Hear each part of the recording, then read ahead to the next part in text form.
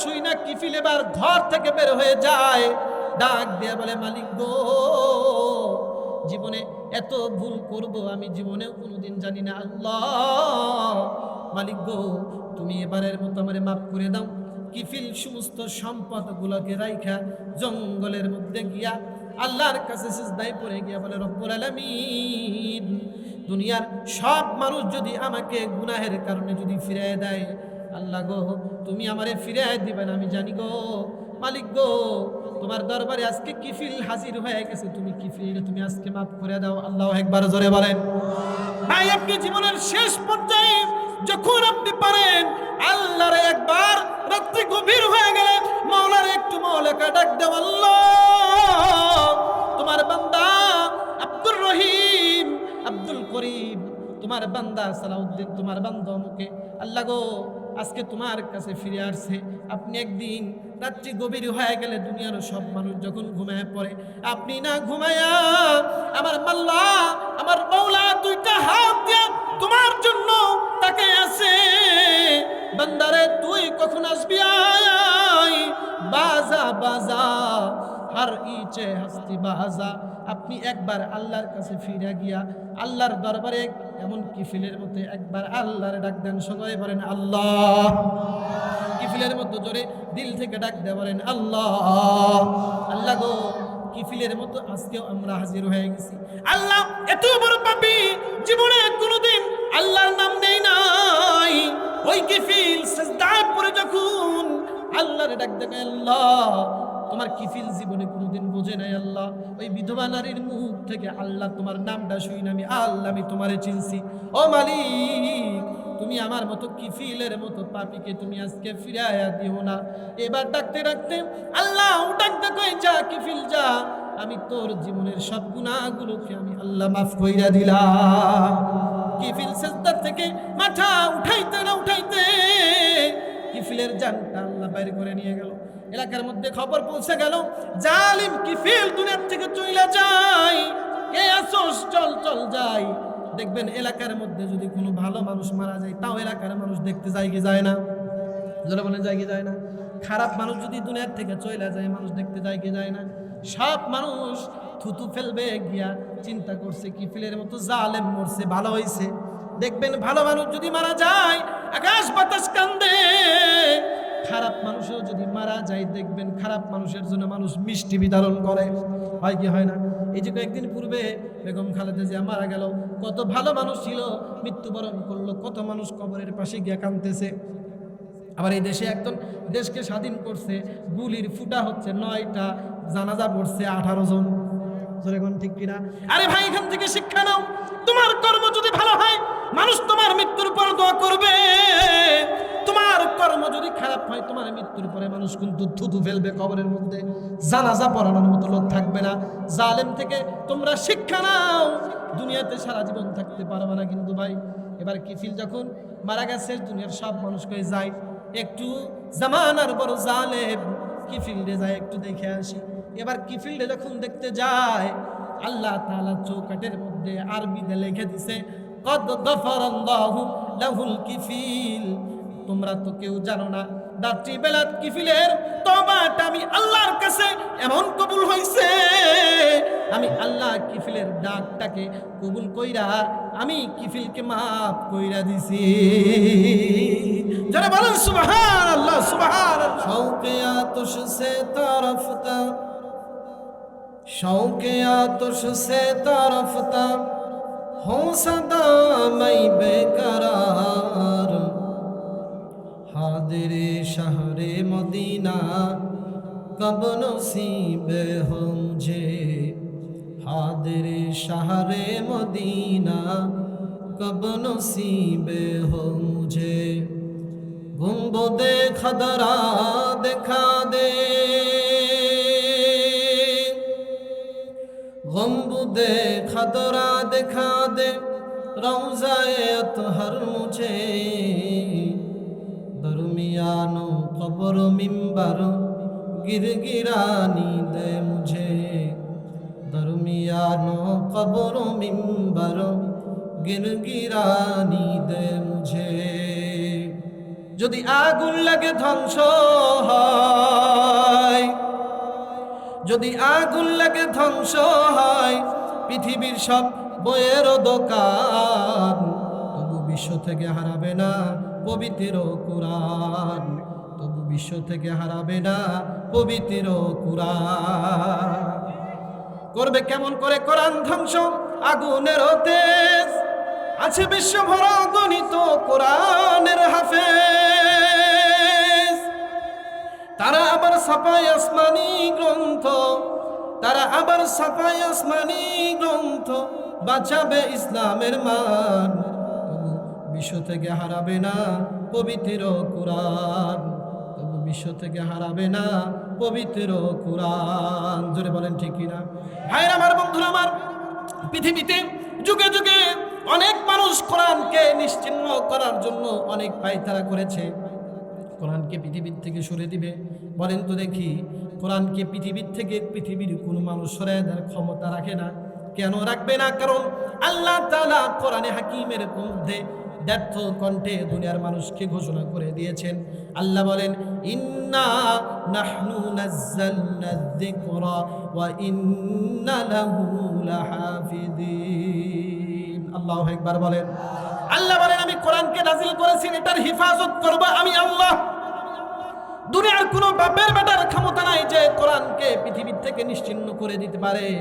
পৃথিবীতে এরকম নিশ্চিহ্ন করার পায়তারা করেছে, যেমন আজ থেকে 100 বছর পূর্বে যখন এই ভারতবর্ষে ব্রিটিশরা যখন শাসন করেছে, বলেন তো দেখি, ব্রিটিশরা এই দেশে যে শাসন করেছে তারা ন্যায্যভাবে শাসন করেছে নাকি জুলুম অত্যাচারের মাধ্যমে শাসন করেছে? জোরে বলেন।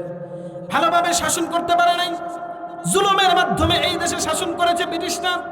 ব্রিটিশরা দেখলো এই দেশের মানুষ নিজের চাইতেও কোরআনকে বেশি মোহাব্বত করে। কোরআনকে যতদিন পর্যন্ত তারা মোহাব্বত করবে, কোনোদিনও এই মানুষদেরকে কিনে নেওয়া যাবে না, তাদেরকে পদপিষ্ট করা যাবে না। কোরআন কিতাব এমন একটি গ্রন্থের নাম, আল্লাহ কোরআনের মধ্যে বলেন, কিতাবুন আনজালনাহু ইলাইকা লিতুখরিজান নাসা মিনাজ-যুলুমাতি ইলান-নূর। আল্লাহ বলেন, আমি এমন একটি আলোকে জ্বালিয়ে দিয়েছি, কিতাবুন আনজালনাহু ইলাইকা লিতুখরিজান নাসা মিনাজ-যুলুমাতি ইলান-নূর। কোরআন হচ্ছে এমন একটি গ্রন্থের নাম, কোরআনের ছায়াতলে যেই ব্যক্তি আসবে ওই ব্যক্তিকে সোনার মানুষ বানায় দিবেন ওয়াদা দিয়েছেন কে? কোরআনের ছায়াতলে আসলে আল্লাহ তাকে দামি বানায় দিবে, অন্ধকার থেকে আলোর দিকে দিবে, এই ঘোষণা কে দিয়েছেন? জোরে বলেন। কিন্তু বলেন, আল্লাহ আমাদের কোরআনে কত কত সুন্দর সুন্দর কথা বলেছেন কোরআন নিয়ে। কোরআন পড়বা, বুঝবা, নিজেদেরকে আলোকিত করবা। বলেন তো দেখি, কোরআনের সাথে আমাদের কোনো সম্পর্ক আছে? যারা বলেন আছে। পড়তে পারি? পড়তে পারি? পড়া জানলেও কয়দিন বছরে কোরআন খুলে পড়া হয়? আপনি বলেন তো দেখি। আপনি কি মনে করেছেন আপনার বাড়ি তাকের মধ্যে কোরআন পড়ে ময়লা ধরে আছে, ওরকম ধুলা পড়ে গেছে, কোরআন বুঝি আল্লাহর কাছে অভিযোগ করে না? যারা বলেন করে কি করে না? এর জন্য ভাই, আপনি আপনার স্ত্রী সারাদিন বসে থাকে টিভি নিয়ে, আপনি হুলিয়াজারি করে দেন যে তুমি আমার সাথে সংসার করতে হলে কোরআন পড়তে পারো, তার থেকে কোরআনটা নামায় পড়বা, দিনে কমপক্ষে 10 মিনিট হলে পড়তে হবে। আপনার কথা আম্মাজান মানতে 100% রাজি। কি হবে? 10 মিনিটের কোরআনের তেলাওয়াতে আপনার ঘর থেকে বেবরকতি চলে যাবে, আপনার ঘর থেকে অশান্তি চলে যাবে, রোগ ব্যাধি চলে যাবে। দেখবেন আল্লাহ তাআলা আপনার ঘরটাকে শান্তির ঘর বানায় দিবেন। সুবহানাল্লাহ বলেন। এজন্য ভাই, কোরআনের সাথে সম্পর্ক 1 নম্বর রাখতে হবে। তাহলে কোরআন কিয়ামত পর্যন্ত থাকবে, আমরা থাকবো না। কোরআনকে কি কেউ ধ্বংস করতে পারবে? হবে কোরআন ধ্বংস? এখানে দেখেন, পৃথিবীতে কিছু মানুষ তারা বলতে চায়, প্রমাণ করতে চায় যে কোরআন আমাদের মতো একটা মাখলুক ধ্বংস হবে। কিন্তু দেখেন, সত্যিকারের কোরআন প্রেমিক এই কথা কোনোদিনে মানবেন যে কিয়ামতের আগে আমাদের মতো কোরআনও ধ্বংস হয়ে যাবে? কেউ মেনে নেবেন? যেরকম এরকম একজন কোরআনের প্রেমিক ছিল ইমামে আহমদ বিন হাম্বল রাহমাতুল্লাহ আলাইহি। ইমাম কি? আহমদ বিন হাম্বল। উনি কোরআনের প্রেমিক ছিল। ইমামে আহমদ বিন হাম্বলের যুগ ছিল মুতাজিলাদের যুগ। পৃথিবীতে যত ভ্রান্ত দল ছিল তার ভিতরে একটা মুতাজিলা। মুতাজিলাদের আকীদা হচ্ছে, তাদের বিশ্বাস হচ্ছে, তারা যুক্তিকতা নিয়ে তারা সবকিছুকে দলিল দেয়। মুতাজিলাদের বক্তব্য হচ্ছে, আমরা যেরকম আল্লাহর একটা মাখলুক, পৃথিবীর প্রত্যেকটি মাখলুক যা আছে তা একদিন ধ্বংস হবে কি হবে না? জোরে বলেন। হবে, নিশ্চয় হবে। গাছ তরুলতা পাখি মাছ দুনিয়া আসমান যা আছে সব ধ্বংস হবে। ওদের বক্তব্য হচ্ছে কোরআন আল্লাহর 8-10টা মাখলুকের মতো, কোরআনও মাখলুক, কোরআনও কিয়ামতের আগে ধ্বংস হবে। নাউজুবিল্লাহ জোরে বলেন। কিন্তু ইমামে আহমদ বিন হাম্বল রাহমাতুল্লাহ আলাইহি যুগশ্রেষ্ঠ আলেম ইমামে আহমদ বিন হাম্বল বলেন, না, কখনো না, তোমাদের ধারণা ভুল। কেন ভুল? কারণ কোরআন হচ্ছে আল্লাহর মাখলুক না, আল্লাহর কালাম, আল্লাহর কথা। আর আল্লাহ যেরকম চিরঞ্জীব চিরস্থায়ী, আল্লাহর কালামও চিরঞ্জীব চিরস্থায়ী। পৃথিবীর কোনোদিন পৃথিবী ধ্বংস হবে, সব হবে, কিন্তু আল্লাহর কালাম কোনোদিন ধ্বংস হবে। ওই সময় মুতাজিলাদের শাসক ছিল বাদশা মামুন, হারুন রশিদের সন্তান মামুন রশিদ জালেম। কি করলো? ইমামে আহমদ বিন হাম্বল, ওনার বক্তব্য হচ্ছে কোরআন মাখলুক না, আল্লাহর কালাম। আল্লাহর কি কালাম?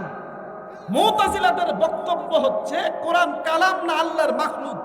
এতটুক কথা, এটার কারণে মুতাজিলি শাসক ইমামে আহমদ বিন হাম্বল, যুগশ্রেষ্ঠ আলেম, কত বড় আলেম আপনাদেরকে একটু ধারণা দিই। ইমামে আহমদ বিন হাম্বল এমন একজন ইমামের নাম, যিনি একটা কিতাব লিখছেন, হাদিসের কিতাব মুসনাদে আহমদ। সেই কিতাবের মধ্যে উনি 40,000 হাদিস নিয়ে আসছেন। সুবহানাল্লাহ বলেন। কত হাজার হাদিস?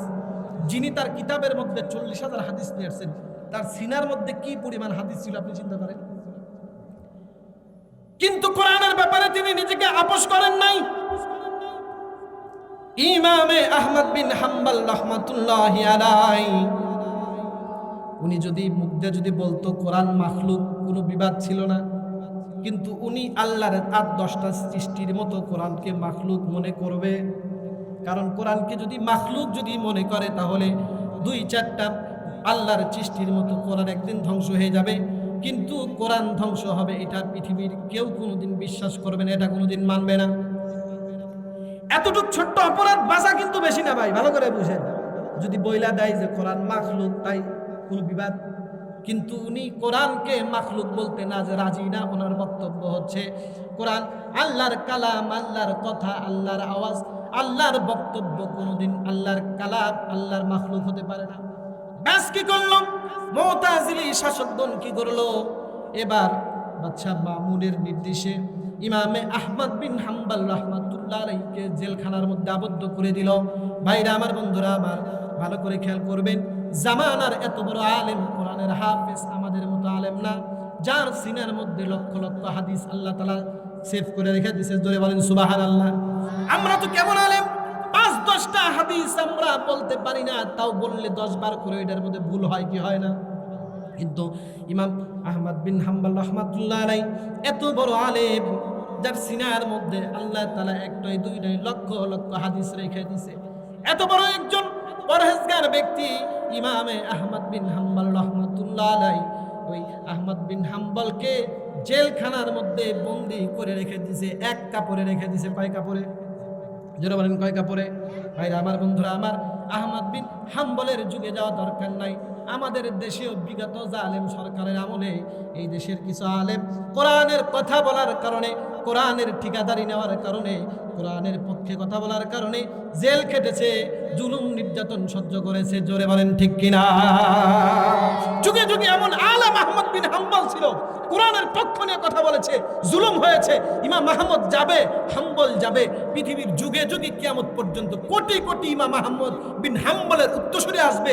এই যে আল্লামা দিলার হোসেন সাইদি, আল্লামা মামুনুল হক, এই যে সমস্ত আলেম যারা কোরআনের পক্ষ নেওয়ার কারণে, কোরআনের ব্যাপারে আপোষ না করার কারণে জেল খেটেছে, মূলত তারা ইমামে আহমদ বিন হাম্বলের যোগ্য উত্তরসূরি, যোগ্য সন্তান। তারাও তাদের মতো একই গ্রুপের লোক। সুবহানাল্লাহ জোরে বলে। কারণ যারা মূলত পক্ষে যারা আলেম, তারা কোরআনের ব্যাপারে কখনো স্যাক্রিফাইস করবে? জোরে বলেন করবে? নিজের কল্লা দিবে, কিন্তু কোরআনের বিপক্ষে দাঁড়াইতে বললে জীবন দিবে। কিন্তু কোরআনের বিপক্ষে কোনো পরহেজগার, কোনো হক্কানি আলেম কখনো দাঁড়াইতে পারে? ইমাম আহমদ বিন হাম্বল সেম। ইমাম আহমদ বিন হাম্বলকে শুধু জেলখানায় বন্দী করেছে, শুধু তাই নয়, ইমাম আহমদ বিন হাম্বল রাহমাতুল্লাহ আলাইহিকে শুধু জেলের মধ্যে আটকায় রাখছে, শুধু তাই নয়, ইমাম আহমদ বিন হাম্বলকে প্রথম লোভ দেখাইলো, ইমাম আহমদ বিন হাম্বল, তোমাকে আমি অনেক টাকা দিব, অনেক পয়সা দিব, টাকা পয়সা দিব, তুমি তোমার বক্তব্যকে ঘুরে তুমি বলে দাও কোরআন আল্লাহর মাখলুক। ইমামে আহমদ বিন হাম্বল রাহমাতুল্লাহ আলাইহি বলেন, আমার এক হাতে চাঁদ, এক হাতে যদি তারকাও যদি তুমি এনে দাও, আমার বক্তব্য কোনোদিনও আমি ঘুরাইয়া ফিরাই দিব না, কারণ আল্লাহর কালাম কখনো আমি আল্লাহর মাখলুক আমি বলতে পারবো না। ইমাম আহমদ বিন হাম্বল অনড় ছিলেন, একচুল পরিমাণও নিজের বক্তব্য থেকে সরে দাঁড়ায় না। কি করলো এবার ইমাম আহমদ বিন হাম্বল রাহমাতুল্লাহ আলাইহি যখন কিনে নিতে পারলো না, এবার বলল, অত বড় আলেম হয়েছে তো কি হয়েছে, একটা কাজ করো, ইমামে আহমদ বিন হাম্বলকে প্রত্যেক দিন 10টি করে বেত্রাঘাত করো। নাউজুবিল্লাহ জোরে বলে। আরে জামানার এত বড় একজন আলেম, তাকে জেলখানার মধ্যে শুধু একটা বক্তব্য দেওয়ার কারণে প্রত্যেক দিন 10টি করে চাবুক তার পিঠের উপর পড়তো। ইমামে আহমদ বিন হাম্বল জেলখানার থেকে বের হওয়ার পর সবাইকে বলতো, শোনো, জেলখানার মধ্যে আমার এত কষ্টে দিন নাপিত করেছি, এক একটা চাবুকের আঘাত যেই ব্যক্তিকে দিয়ে আমার উপর করা হইতো, 10টি চাবুক মারার পরে এত জোরে আমাকে প্রহার করত, পরবর্তীতে তার গায়ে কোনো শক্তি ছিল না, 10টার পরে আরো 2-4টা মারবে, এত শক্তি তার ছিল না, এত শক্তি দিয়ে মারছে। তারপরেও কিন্তু ইমামে আহমদ বিন হাম্বল রাহমাতুল্লাহ আলাইহি কিন্তু উনি প্রত্যেক দিন 10টা করে কিসের পেটন খায়? চাবুকের পেটন। কিন্তু কোরআনের ব্যাপারে স্যাক্রিফাইস করে না। কোরআনের ব্যাপারে স্যাক্রিফাইস না করার কারণে আল্লাহ তাকে দুনিয়াতে কি পরিমাণ ফজিলত দান করেছেন। ইমামে আহমদ বিন হাম্বল রাহমাতুল্লাহ আলাইহির ওই যুগের জামানার একজন বড় আলেমের নাম ছিল ইমামে শাফিঈ রাহমাতুল্লাহি আলাইহি। ইমামে শাফিঈর নাম শুনছেন? আমরা তো স্যার ইমামও চিনি না, স্যার খলিফাও চিনি না, বড় নবীদের নামও তো জানি না। 4জন বড় ইমাম, ফিকহের 4জন বড় ইমাম। 1 নম্বর ইমামে আবু হানিফা রাহমাতুল্লাহ আলাইহি, 2 নম্বরে ইমামে শাফিঈ রাহমাতুল্লাহ আলাইহি। তাহলে চিন্তা করেন ইমাম শাফিঈ কত বড় আলেম। তাহলে ইমাম শাফিঈ এবং ইমাম আহমদ বিন হাম্বল একই যুগের মানুষ। এখন ওই যুগের মধ্যে বড় আলেম ইমামে শাফিঈ রাহমাতুল্লাহ আলাইহি, জেলখানাত ইমামে আহমদ বিন হাম্বল রাহমাতুল্লাহ। এইভাবে চলতেছিল। ইমামে আহমদ বিন হাম্বল রাহমাতুল্লাহ আলাইহিকে অত্যাচারে এত পরিমাণে করা হইল, ইমামে আহমদ বিন হাম্বল রাহমাতুল্লাহ আলাইহি মার খেয়ে জেলখানার মধ্যে বছরকে বছর দিনাবিদ করে, বের হওয়ার কোনো সুযোগ নাই। কেমনে বের করবে, কে বের করবে, কার দুঃসাহস আছে? এত বড় শাসক মামুনের বিপক্ষে দাঁড়ায় তারা যুদ্ধ জিহাদ করে ইমামে আহমদ বিন হাম্বল রাহমাতুল্লাহ আলাইহিকে জেলখানা থেকে বের করবে। কি করলো? যুগের পর যুগ, মাসের পর মাস চলে যায়। ইমামে আহমদ বিন হাম্বল রাহমাতুল্লাহ আলাইহি কোরআনের প্রেমিক হয়ে জেলখানার মধ্যে হাসি মুখে চাবুকের মারিগুলো উনি সহ্য করে। করতে করতে একদিন হঠাৎ করিয়া ইমামে শাফিঈ রাহমাতুল্লাহ তার খাদেমকে ডাক দিয়ে বলে, ও খাদেম, তুমি যাও, তাড়াতাড়ি তুমি চলে যাও, তুমি গিয়া জেলখানার মধ্যে জামানার অন্যতম বড় আলেম ইমামে আহমদ বিন হাম্বল রাহমাতুল্লাহ আলাইহিকে তুমি সুসংবাদ দিয়ে দাও, কালকে রাত্রিতে যখন আমি ঘুমাইছিলাম, ঘুমের মধ্যে আমি স্বপ্ন যোগে মদিনার সরকার কামলিওয়ালা নবী মুহাম্মদ রাসূলুল্লাহর সাথে আমার সাক্ষাৎ হয়ে গেছে। যাও যাও, খবর শোনায় দাও, আমার মদিনার মুরদুলালের সাথে আমার সাক্ষাৎ হয়ে গেছে। আর ইমামে আহমদ বিন হাম্বলকে তুমি খবর শুনে দাও, ও ইমামে আহমদ বিন হাম্বল, বিশ্বনবী রহমাতুল্লিল আলামিন সারা দুনিয়ার মানুষদেরকে ঘুইরা ঘুইরা ফেরি করে জানায় দিতেছে, তোমরা কি সুসংবাদ শুনতে চাও? ওই যে আমার কোরআনের পাগল, আমার কোরআনের পাগল বান্দা ইমামে আহমদ বিন হাম্বলের ব্যাপারে সুসংবাদ শুনে নাও, আমি রসুল তার ব্যাপারে সুসংবাদ দিয়ে দিলাম। আমার ইমাম, আমার কোরআনের প্রেমিক ইমামে আহমদ বিন হাম্বল আল্লাহর জান্নাতি মানুষ। আরো জোরে বলেন সুবহানাল্লাহ। আরে ভাই, বিশ্বনবী নিজে ফেরি করে শোনাইতেছে, সুখবর শুনে নাও, সুখবর শুনে নাও, জামানার বড় আলেম ইমামে আহমদ বিন হাম্বল আল্লাহর জান্নাতি, যাও তাকে জেলখানাতে খবর দিয়ে এসো। আল্লাহু আকবার, আল্লাহু আকবার। আপনার কি মনে হয় যে এই ব্যক্তি স্বপ্নে আয়েশা যার ব্যাপারে জান্নাতের ফেরি করে আর কেউ না, বিশ্বনবী? এটা ছোট ফজিলত না বড় ফজিলত? জোরে বলেন ছোট না বড় ফজিলত? আরে ভাই, যে রসুলের হাতে শাফাতে কুবরা, যে রসুলের হাতে আল্লাহ দুনিয়ার সব মানুষের মুক্তি, সে ফেরি করে শোনাইতেছে, যাও যাও খবর পৌঁছাই দাও, ইমাম আহমদ বিন হাম্বল জান্নাতি, যাও তারে শোনায় দাও। সুবহানাল্লাহ, জোরে বলেন সুবহানাল্লাহ। ইমাম আহমদ বিন হাম্বল জান্নাতি। এবার খাদেমে দেখেন, শুধু কোরআনের প্রেমিক না, কি পরিমাণ দ্বীনের রসুলের প্রেমিক ছিল। ছোট্ট ঘটনা একটু শিক্ষা অর্জন করেন। ইমামে আহমদ বিন হাম্বল রহমতুল্লাহের কাছে ইমামে শাফি রহমতুল্লাহের খাদেম গিয়া বলে, হুজুর আপনার ব্যাপারে সুসংবাদ। সুসংবাদ কি? বলে মদিনার নবী, কামলিওয়ালা নবী, কোরআনওয়ালা নবী আপনার ব্যাপারে সুসংবাদ দিতেছে, ফেরি করে দুনিয়ার মানুষকে শোনাইতেছে, আপনি বলে কোরআনের কারণে নির্যাতন সহ্য করার কারণে আপনি বলে ডাইরেক্ট আল্লাহর জান্নাত। এবার কি করল? এবার যখন চইলা যায় সুসংবাদ দেওয়ার জন্য, এবার খাদেম বলে, ইমামে আহমদ বিন হাম্বল সুসংবাদ শুনে নেন, আল্লাহর নবী আপনার জান্নাতি হওয়ার সার্টিফিকেট মানুষকে বইলা বইলা দিতেছে। বলেন সুবহানাল্লাহ, আরো জোরে বলেন সুবহানাল্লাহ। ইমামে আহমদ বিন হাম্বল রাহমাতুল্লাহি আলাইহি এবার ডাক দিয়ে বলে, ভালো কথা আমি বুঝলাম, আমার জান্নাতের সুসংবাদ দিতেছে। যদি কোনো ব্যক্তির সুসংবাদ দেয়, তাহলে তার বিধান হচ্ছে তাকেও কিছু উপটোকন দিয়ে তাকে বিদায় করে দিতে হবে। আরো জোরে বলেন সুবহানাল্লাহ। কি দিয়ে বিদায় করে দিতে হবে? সুসংবাদ দিয়ে তারে বিদায় করে দিতে হবে। ইমাম আহমদ বিন হাম্বল রাহমাতুল্লাহ আলাইহি বলেন, আমার কাছে দেওয়ার মতো এখন কিচ্ছু নাই, আমি তোমাকে কি দিব? অতএব তুমি একটা কাজ করো, তুমি যখন এসেছো, ইমামে আহমদ বিন হাম্বল নিজের গায়ের জামাটা খুইলা ওই খাদেমের হাতের মধ্যে ধরাই দিল। জোরে বলেন সুবহানাল্লাহ। কোরআনের প্রেমিক ইমামে আহমদ বিন হাম্বল রাহমাতুল্লাহ আলাইহি কোরআনের ব্যাপারে কোনো আপোষ হয়েছে? জোরে বলেন আপোষ হয়েছেন? ছাড় দিয়েছেন? আমরা কোরআনের প্রেমিক যারা বলেন তো দেখি, যারা কোরআনের সৈনিক হয় তাদের কোনো ডর ভয় কিছু আছে? বুলেটের ভয়, বোমার ভয়, জেলের ভয়, জরিমানার ভয়, কোনো ভয় নাই। আমরা কোরআনের প্রেমিক হয়ে মুসলমানের পরিচয় দিয়ে সামনে এই দেশে কোরআনের হুকুম বাস্তবায়ন করতে চাই, কোরআন দিয়ে দেশ চালাইতে চাই। কারা কারা আমার পক্ষে আছে দুই হাত তুলে আল্লাহকে দেখা। আল্লাহ কবুল করুক, জোরে বলেন আমিন। আমরা কোরআনের সৈনিক ভাই। কথায় এবার লাইন আসেন, অল্প কিছুক্ষণের মধ্যে আমার আলোচনা শেষ করব। তাহলে আমরা বলতেছিলাম, কোরআনের প্রেমিক হয়ে ইমাম আহমদ বিন হাম্বল লস হয়েছে না লাভ হয়েছে? যারা বলেন লস না লাভ? কত বড় কপাল ইমাম আহমদ বিন হাম্বলের, যে ইমামে আহমদ বিন হাম্বলের জান্নাতের কথা আল্লাহর নবী ফেরি করে বলতেছে। কত বড় কষ্টসিপ চিন্তা করেন।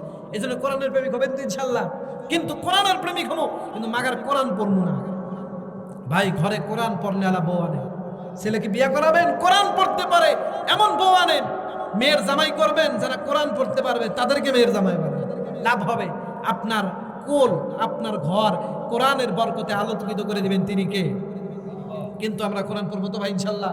কোরআন পড়লে কি লাভ? একটা লাভ আপনাদেরকে বলে আমার আলোচনা শেষ করব। ভাইরা আমার, আল্লাহ কোরআনের মধ্যে বলেন, ইন্নামাল মুমিনুনাল্লাযীনা ইযা যুকিরাল্লাহু ওয়াজিলাত কুলুবুহুম ওয়া ইযা তুলিয়াত আলাইহিম আয়াতুহু যাদাতুহুম ঈমানা। আল্লাহ বলেন, যখন আমার কোনো মুমিন বান্দা যখন কোরআনে পাক থেকে যখন তিলাওয়াত করবে, ইন্নামাল মুমিনুনাল্লাযীনা ইযা যুকিরাল্লাহ, আল্লাহর যখন নাম নিবে, ওয়াজিলাত কুলুবুহুম, আল্লাহর ভয়ে তার অন্তরটা প্রকম্পিত হবে। বলেন তো দেখি, যখন কোরআনে পাক থেকে যখন তিলাওয়াত হয়, আপনি আমাদের জবান থেকে, অন্তর থেকে আল্লাহর নামের আল্লাহু আকবারের আওয়াজ বের করে দেন তিনি কে? ভাইরা আমার, বন্ধুরা আমার, ওয়াজিলাত কুলুবুহুম, এইটার ব্যাখ্যার মধ্যে মুফাসসিরিন কিরামগণ তাফসীর করেছেন, ওয়াজিলাত কুলুবুহুম মানে হচ্ছে আল্লাহর ভয়ে অন্তর প্রকম্পিত হয়। জোরে বলেন তো দেখি, ঘুষ থেকে বাঁচতে অন্তরে আল্লাহর ভয় দরকার আছে না নাই? জিনাত থেকে বাঁচতে আল্লাহর ভয় অন্তরে দরকার আছে না নাই? চুরি চামারি করার জন্য আল্লাহর ভয় অন্তরে আছে না নাই? যে নামাজ পড়ে না, তার নামাজ পড়ার জন্য আল্লাহর ভয় অন্তরে দরকার আছে না নাই? ভাই বলেন, জান্নাত পাওয়ার জন্য আল্লাহর ভয় অন্তরে দরকার আছে না নাই? এই জন্য কোরআন আল্লাহর কথা কানে বেশি বেশি নিতে হবে। গান শোনা যাবে, যারা বলেন গান শোনা যাবে, কিন্তু আমাদের ইয়াং জেনারেশন যারা আসতেছে, রাস্তা চলতে চলতে হেডফোন কানের মধ্যে দিয়ে গান শোনে, এমন পাবলিক বাংলাদেশে শত শত আছে না নাই?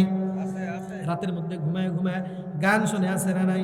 আরে ভাই, এই দেশে কত যুবক ঘুমায় পড়ছে রাত্রিবেলা, সকালবেলা ঘুম থেকে মা জাগ্রত করতে গিয়া দেখে তার সন্তান দুনিয়াতে নাই। এমন চিত্র বাংলাদেশে হয় কি হয় না? শুধু কি তাই, ঘুমের ঘরে দেখা যায় কানের মধ্যে দেখে হেডফোনের গান বাজে, দেখা যায় সকালবেলা ঘুম থেকে উঠে কিন্তু কানের মধ্যে গানের হেডফোন টানতে দেখে গান বাজে, আছে না নাই? আবার কিছু বেহুদা পোলাপান কানের মধ্যে হেডফোন লাগায় রাস্তা দিয়ে যায়, পৃথিবী পিছন থেকে গাড়ি এসে মাইরা দিয়ে শেষ করে দেওয়া যায়, ওর খবর নাই, আছে না নাই? এই জন্য ভাই গান শোনা যাবে? গান হচ্ছে কোরআন থেকে মানুষকে দূরে রাখে, আল্লাহ থেকে দূরে রাখে। আপনি যত বেশি আল্লাহর নাম নিবেন আপনার অন্তর তাকে শিথিল করে দিবেন তিনি কে? এজন্য ভাই ওয়াজিলাত কুলুবুহুম, আল্লাহর ভয় দরকার আছে না নাই? যারা বলেন দরকার আছে না নাই? ওই যে বনি ইসরাইলের একজন যুবক, নাম হচ্ছে তার কিফিল যুবক, নাম কি? যারা বলেন নাম কি? কিফিল। জোরে বলেন কি নাম? আমার দিকে ফেরেন, আমার দিকে ফেরেন। যুবকের নাম হচ্ছে কিফিল। এই কিফিল হচ্ছে এত দুষ্ট প্রকৃতির একজন লোক, অর্থ টাকা পয়সা কোনো কিছুর অভাব নাই, অর্থের গরম দিয়া, টাকার গরম দিয়া দুনিয়াতে যা খুশি তাই করে। দেখবেন আমাদের দেশ গ্রামের মধ্যেও যদি কোনো মানুষের টাকা পয়সা যদি বেশি হয়, দুনিয়ার কাউরে গোনার টাইম নাই, এমন মানুষ আমাদের দেশে আছে না নাই?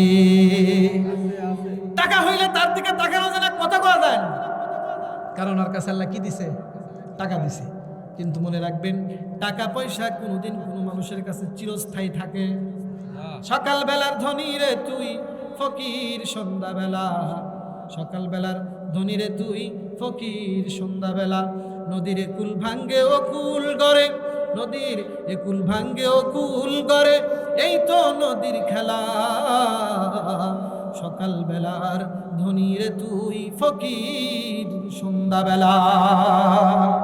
টাকা পয়সার গরম দিয়া যুবক কিফিল গুনাহের মধ্যে লিপ্ত হয়ে যায়, শুধু গুনাহ থাকে, হাতে মদের বোতল, নারী না পড়ে থাকে।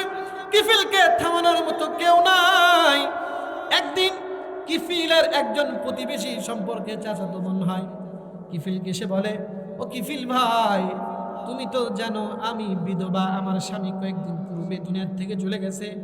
স্বামী যদি কোনো নারীর দুনিয়ার থেকে চলে যায়, ওই নারী জানে তার জীবনটা কত কষ্টে কাটে। স্বামী দুনিয়ার থেকে চলে গেছে।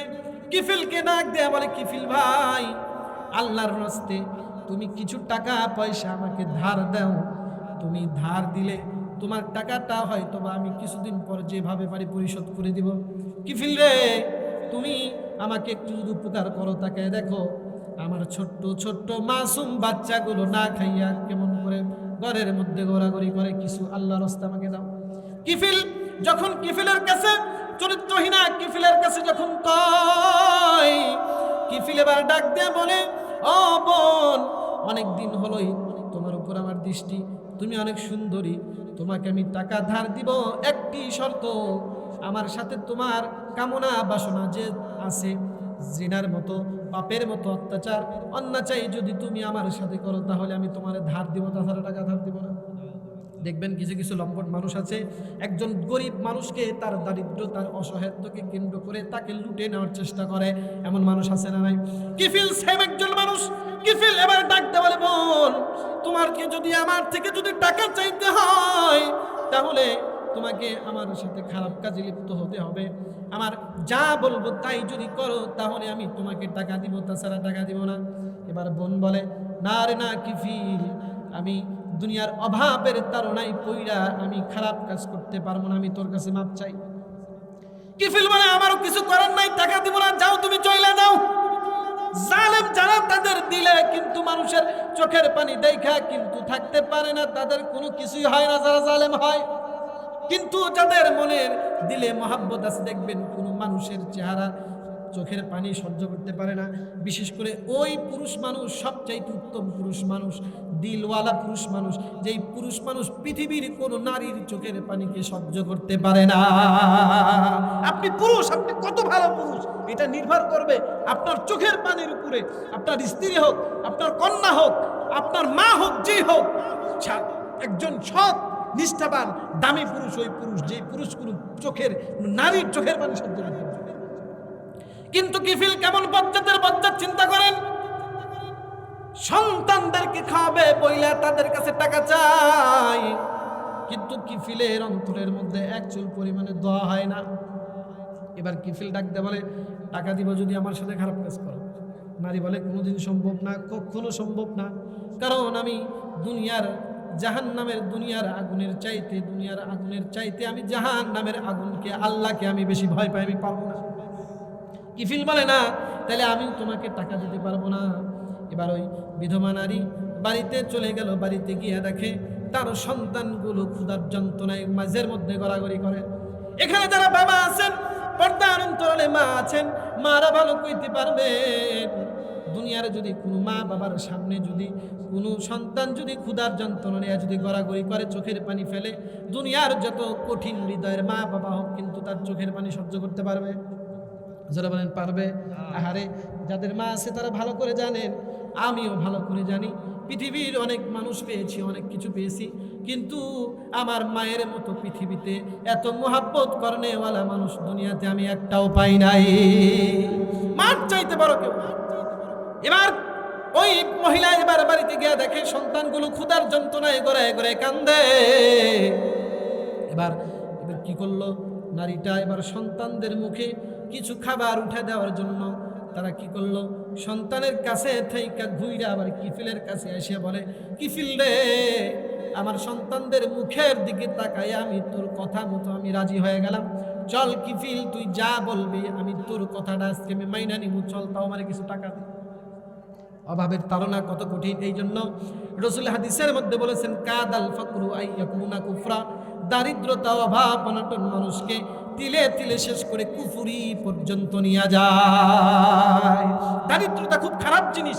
ইসলাম আমাদের সমাজে একটা কিছু মানুষের কথা আছে, আমরা মনে করি যে দারিদ্রতা, আল্লাহর নবী গরিব ছিল, গরিব হওয়ার কথা কইছে, এটা কিন্তু ভাই ভুল কথা। ইসলাম আপনাকে শিক্ষা দেয় গরিব যারা তাদেরকে ভালোবাসো, গরিব যারা তাদেরকে কি বাসো?